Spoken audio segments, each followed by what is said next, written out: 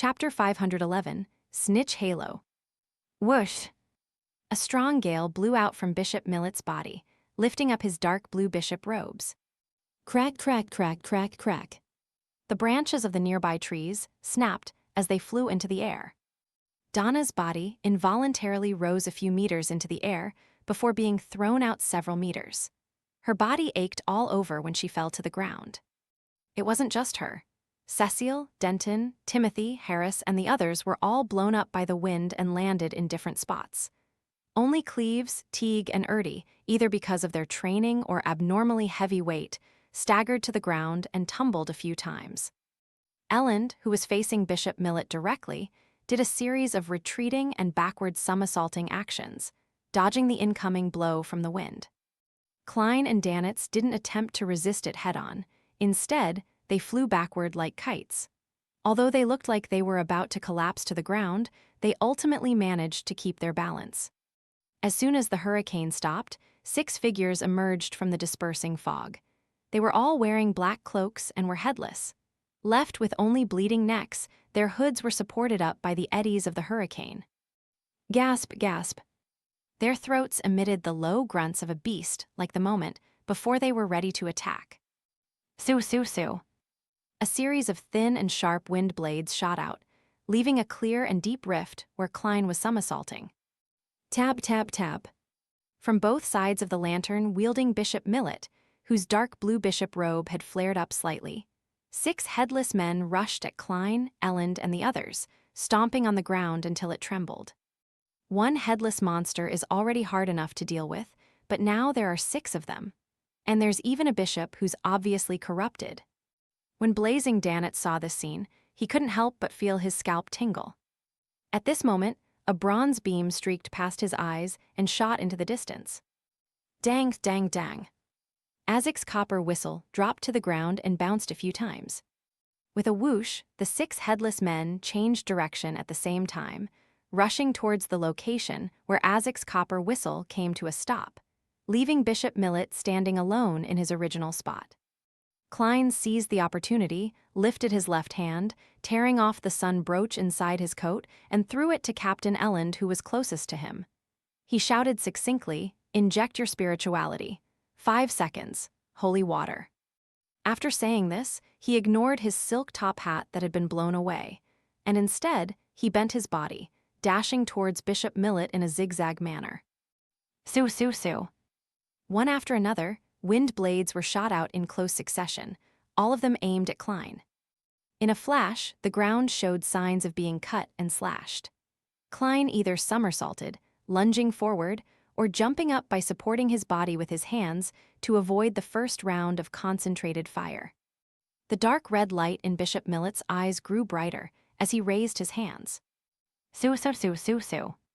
At this moment, the wind blades inundated him like a machine gun. Klein only had enough time to dodge half of it before his body was torn apart, turning into thin and light shreds of paper that flew into the air. Klein appeared in another direction and continued to charge at Bishop Millet, trying to close the distance between them to an effective distance. After catching the sun brooch, Elland immediately felt the heat. He wished that he could take off his clothes and jump into freezing water. He thought for a moment about the words Jayaman Sparrow had left him before taking out a tin-colored alcohol flask from the inside of his clothes, unscrewed the lid, and poured out all of the lanty-proof inside. The strong aroma of the wine rapidly spread in all directions. Blazing Danitz looked around, feeling certain of the situation. With a grimace, he genuflected and suddenly pressed both his palms onto the ground. 2 scarlet fire serpents appeared out of thin air, clinging to the ground as they spread towards Azek's copper whistle and created 4 burning walls of fire. His original plan had been to throw a fireball at Bishop Millet and let Jayaman Sparrow use the flames to easily jump towards the bishop and launch an attack. However, after seeing that the area around the bishop was filled with freezing gales, he rationally gave up on the idea. He was prepared to first clean up the headless monsters to prevent them from disturbing Jayaman Sparrow ability to use his true strength. Cleves, Cecile, Teague, and Harris had already stood up again and had drawn their guns. They surrounded Erdy, Donna, and Timothy in the middle, guarding them against any other monsters that might appear. Their experience taught them that, without any prior teamwork training, it was best not to interfere in a battle that was beyond that of ordinary humans. Tab, tab, tab. The 6 headless men, oblivious to the burning flames, burst through the scarlet walls of fire and began to pounce onto Azek's copper whistle like ravenous dogs. This gave Ellen time to inject his spirituality into the sun brooch with composure. After the holy water condensed, he dripped them into the alcohol flask. Seeing the headless people in a frenzied bunch, Danitz's heart skipped a beat. He bent down halfway and, with a flushed face, condensed a scorching white flaming spear in his right palm. Taking a step forward, he twisted his waist and swung his arm, throwing out the flaming spear. It whistled as it hit a headless man and nailed it to the ground. A blazing white light soared, and the headless man's body was reduced to ashes. The remaining half of his body was also burning, continuously releasing blackish-green gases.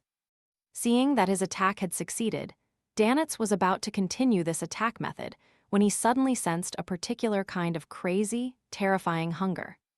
At this moment, he felt as though he had arrived in front of a deep abyss, just one step short from falling in. He knew that J.M. Sparrow was no longer suppressing the crazy soul inside him.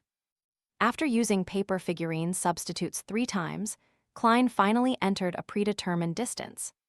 The glove on his left palm suddenly exploded with a hunger that had been suppressed for a long time, and dark golden scales began sprouting from it as it squirmed.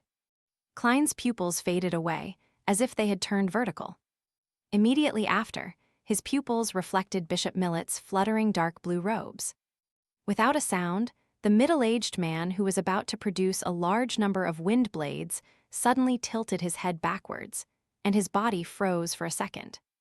His eyes, which were glowing with a dark red light, lost their rationality as they were filled with a sense of madness. His skin became smooth and colorful, like the skin of some aquatic creatures. He let out a panting sound, as though it had come from the depths of the ocean, as slippery, disgusting tentacles suddenly drilled out from under his dark blue robe. Psychiatrist's frenzy. Klein originally only wanted to use this to interrupt the enemy's attack in order to create an opportunity for him later. But after going berserk, Bishop Millet immediately lost control. The moment the fallen or corrupted man lost his final shackles of reasoning, he immediately stepped into the abyss of losing control. Klein's pupils shrank as he saw the situation. He no longer hesitated, and he switched the soul he was driving. In the midst of his frenzy, the glove on his left palm became stained with a gold color. His expression became dignified as his gaze once again locked onto Bishop Millet. In an instant, his eyes lit up like 2 bolts of lightning. All of a sudden, Bishop Millet let out a blood-curdling screech. His palms and tentacles retracted as he covered his head. His psyche had been penetrated, causing him indescribable pain. Interrogator. Klein pushed himself up with his right hand, and his left hand lit up with a resplendent brilliance. Right on the heels of that, he leaned back and opened his arms as if to embrace the sun. A thick, pure, and blazing brilliance descended from the sky, landing on Bishop Millet and enveloping him within it. The surroundings changed as though it was daytime. The strong gales came to an abrupt halt. Sequence 5, Priest of Light. Bishop Millet's body began to evaporate, first his skin, then his tentacles, and finally his flesh. By the time the brilliant pillar of light disappeared, he no longer looked human. Instead, he had turned into a monster made of bones and flesh. Whatever was left of his aura was rather weak. However, he wasn't dead. The vitality of a rampager was stronger than ever before. Klein's expression didn't change. He took a few steps forward and rushed to the battered body of Bishop Millet. He genuflected, leaned forward, and pressed his left palm against the flesh. He stopped using the power of the Priest of Light because he wanted to leave some food for creeping hunger. A small crack silently appeared in the palm region of the glove as 2 rows of illusory, white, and eerie teeth grew out from it as it madly devoured any flesh, bones, and spirituality. However, Bishop Millet continued struggling. He steadied his flesh and grew new tentacles, trying to entangle Klein and pull him into his embrace. Klein threw his cane, pulled out his revolver and fired 5 shots in quick succession at the monster. Bangs, bang, bang, bangs, bang. Bullets ranging from pale gold, brass, and silver colors struck Bishop Millet, igniting patches of different colored flames. Bishop Millet let out a blood-curdling screech once more, one that came from his soul. He finally wasn't able to resist creeping hunger. Even his flesh and soul were transformed into a torrent that poured into the insatiable mouth. In just 2 or 3 seconds, all that was left on the ground were clothes, money, and specks of dark blue and green light blobs. This was the difference between devouring and grazing. Klein wanted the latter more, but there was no other food around. Meanwhile, Captain Elend had already created 2 rounds of holy water inside his alcohol flask. Danitz hurriedly shouted at him, "Throw it over." Without hesitation, Elend threw the alcohol flask towards the headless men who were still vying for the copper whistle. Ahem. Danitz cleared his throat and stood up straight. He leisurely inserted his left palm into his pocket and pushed forward with his right hand, quickly forming many scarlet fire ravens around him. These half-illusionary fire ravens flapped their wings and flew out, following different trajectories of attack. At the same time, they collided with the alcohol flask, which happened to be right on top of the group of headless people. Rumble! The alcohol flask shattered as sun-holy water splattered everywhere. Sizzle! The remaining headless people were all drenched as they screamed and twitched in pain before falling to the ground. They melted away quickly into blood as Azek's copper whistle lay still in the middle of the purified area. It's resolved, Jayaman Sparrow is really strong.